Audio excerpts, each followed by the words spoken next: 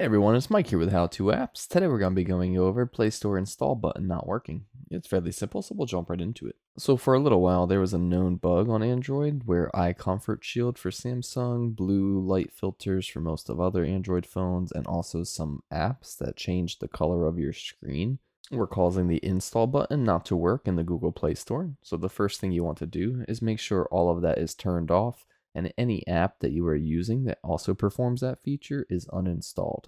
If that is not your issue, the next thing we'll do is go into our settings and we will go down to apps. From here, we are going to scroll down and press Google Play Store.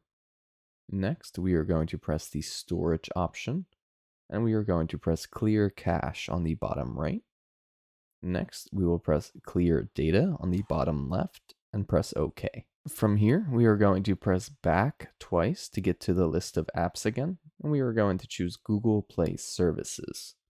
On the Google Play Services app info screen, we will press the three dots on the top right, and we are going to choose Uninstall Updates. Next, we are going to press Storage, and we will clear the cache on the bottom right as well for Google Play Services. Next, we will press Manage Storage on the bottom left. And from here, we are going to choose Clear All Data.